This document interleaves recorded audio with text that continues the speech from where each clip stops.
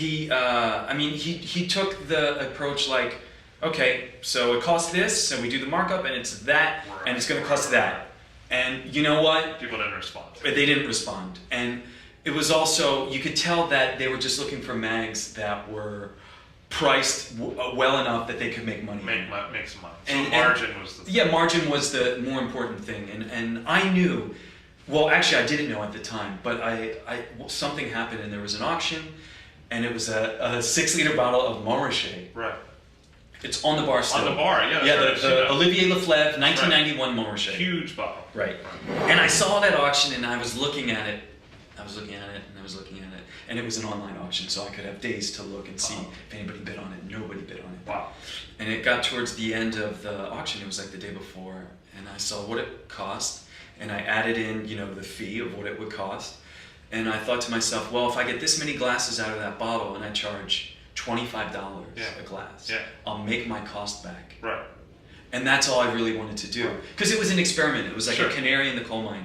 So my cost won't really screw up if I don't sell a glass. Right. So, but it will make enough impact. You weren't trying to get a Rolls Royce out of this. You wanted just people to share some wine. Right. I figured, let me try this. And literally, Levy, I did. I opened it up. I got it. And I was like, I have to wait till a weekend when there's a lot of people. Right. So I opened it up, and it was gone in an hour and a half. Hour and a half, wow. Well, when you march a big bottle like that to the room, it generates interest. Right. And I saw people's faces, and where I was walking down the catwalk of the restaurant, and people, all their heads were turning in succession. Right. Like, whoa, this is something. Right. And once I took that risk, and it really came back, and it was a success, I went crazy with it. And I didn't really ask anyone that if I could do it or not. I just did it. And then eventually, like a year later, they were like, what the hell are you doing?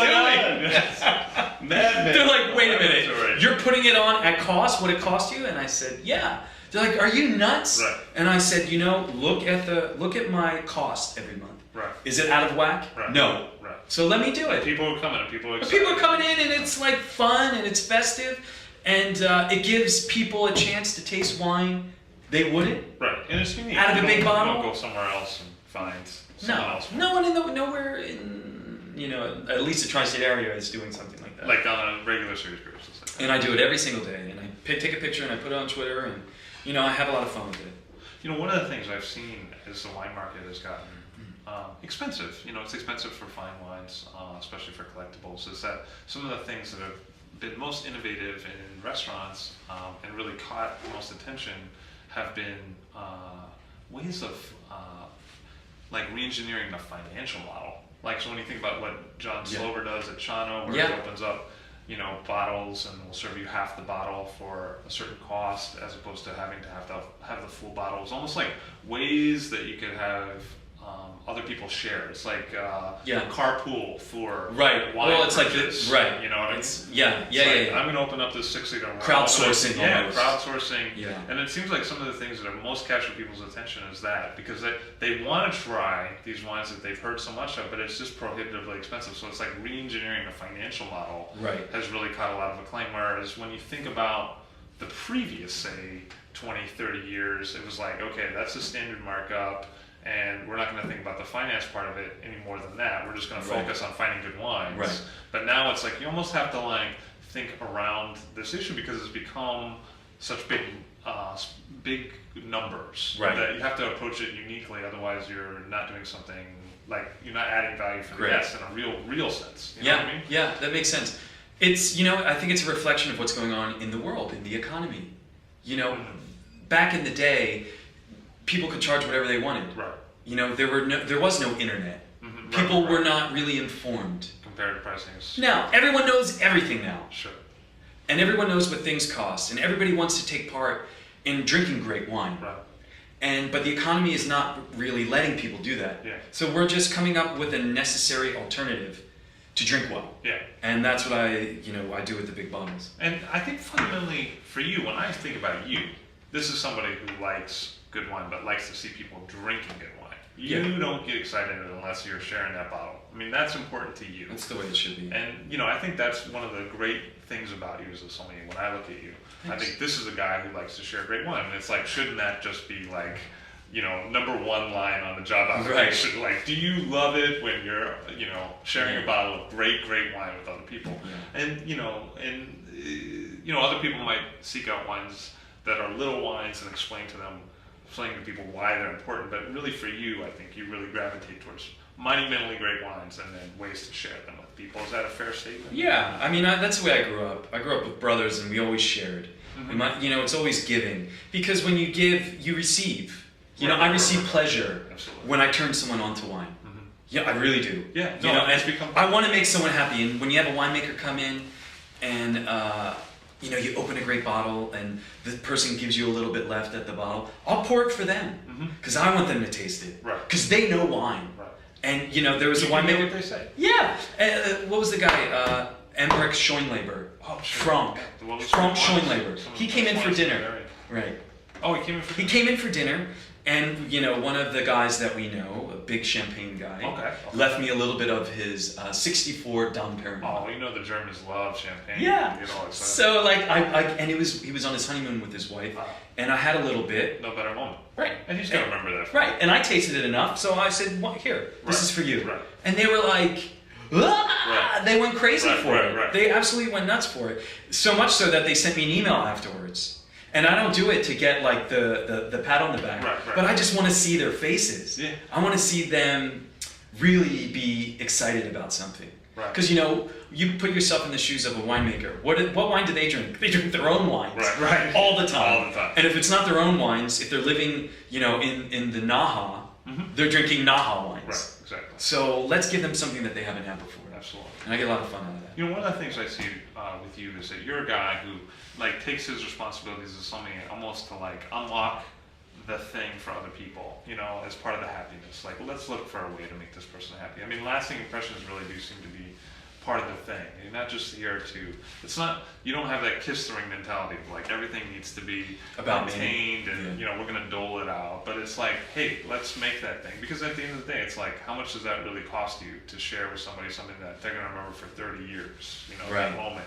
Yeah. You create moments that way. It's not only laudable, but it's impressive, because a lot of people don't take the time. I think one of the things was the casualization of the service industry is that some people don't think how can I make this neat for somebody else?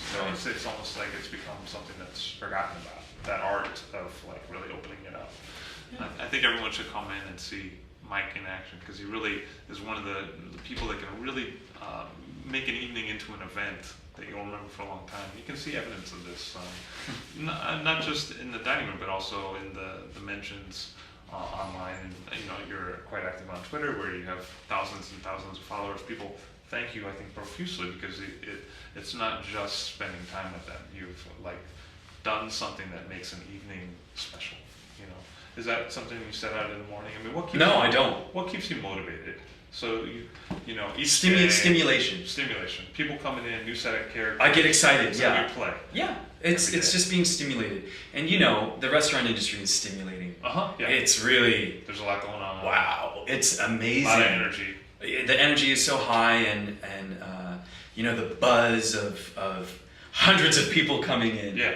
And we meet someone who's nice, and they're up for fun. You know what? That's what I live for. Boom. Let's party. Let's do it. Yeah, let's do it. Let's celebrate life. Now, you're one of those guys. Sometimes you meet people who fell into the restaurant business, stayed in the restaurant business for a long time. You're one of those guys that chose it. You're you know what? I'm in wine, but now I want to be in restaurant wine. You really made that decision. Because I remember when you sold wine. Right, I sold wine to you. Do you think that's maybe a little bit of a difference? I mean, you wanted to get in it. It wasn't like you were oh, I need a summer job, let me stay in restaurants, and then it worked into that. Do you see that as something? I mean, you made a conscious choice to say this is where the action is. I want to be in restaurants. Right. Were there sommeliers that you were that guy's cool? Who brought you back into that world? I mean, we know you. Well, Jonas really. I always I've known Jonas since I lived in Burgundy. Okay. And, I just loved what he did, especially with Burgundy. Mm-hmm. He was the Burgundy. He still is the Burgundy King. And and it was just not really him taking me under his wing. It was just watching him. He drinks the best Burgundies in New York, and I want to be around that guy. He drinks well. He drinks very well. Amazingly, in the series of interviews we've done, which is 10, 12, I don't know, his is the name that's come up the most. Yeah. In terms of influences and. Well, in New York it is. And drinking well. Well, I mean, you have sommeliers who all want to drink Burgundy, and he's Mr. Burgundy. And he's Mr. Burgundy. So that's it. Yeah. If you want a sweater, you better go hang out with Bill Cosby. Yeah. Because he's the sweater guy. Yeah, but when I left the wine sales industry to get to the restaurant business, people kind of laughed at me. Okay. They were like, you're gonna have to work harder. right? Like, are you pay. stupid? Yeah.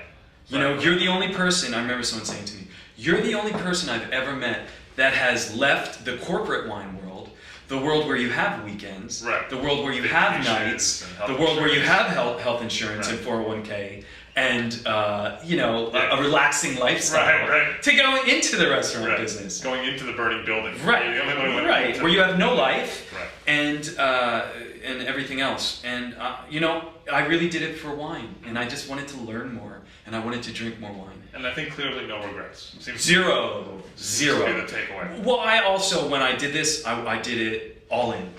I wasn't half stepping. Right, there was no big toe. It was like no, it was like if I'm gonna do it, I'm gonna do it. And it started with getting a job with Danielle, who I always thought Daniel Boulud, who I think still is the greatest restaurateur in New York, maybe in the country. I always thought of him as the best, and I wanted to be working for the best. Yeah, I had to be, because that's what keeps me excited. Right. That inspires me. And I know you see it too with Danielle, like the dude is on it. Right. He's on it. There's a level of energy, commitment, and charisma that's really hard to even... Nobody works as hard as that guy. Encompass. No. It's its own super cosmos. Yeah. And you work for other chefs, like I've worked a couple places before I got here, in order to get here. Right. And the chef was just like, not like Danielle. Right. There's to say it in a just like which made me hate working for him. Right. And eventually said, you know what? I'm not working here. I can't work for you because I don't respect you, and you don't inspire me. Right. And you're rich, and you're doing all these things, and I feel like I'm not a part of it. Right. And I'm killing myself. So I'm not going to work for you anymore. Okay. But with Danielle, it's like you're working too. You're running with the troops. Right. He runs with the troops. He likes to see a great service. Yeah. He likes to see smiles. Yeah. So it's almost like... But also the amount he works, like what he does in the kitchen. I mean, up in the morning. Yeah, I'm with him. He's thinking about it. He's in it. I'm with him. So, you've traveled around the world. You've seen influences in cuisine in different places. You've seen what people do in restaurants. Are there ideas that you brought back? I mean, we talked about Atelier de Roche. Are there other ideas that you thought, gee, that's really smart, that's clever, that's something I want to do here? Are there things you've been able to translate back to the home base? Aside from certain wines that I tasted in places overseas, not really. Not really. No, but you know what I've always liked, like when you go to Paris.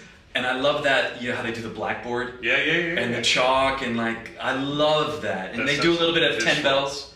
Absolutely. They do it over there. You can't read it there, but no, right, because it's too dark. But I really like that. And if I was to start my own wine bar restaurant, I would do that. Because it has that personal touch that I think is the most important thing in this business. You have to keep it personal. And I think that conveys that. And Europe is just a little bit more in touch with that.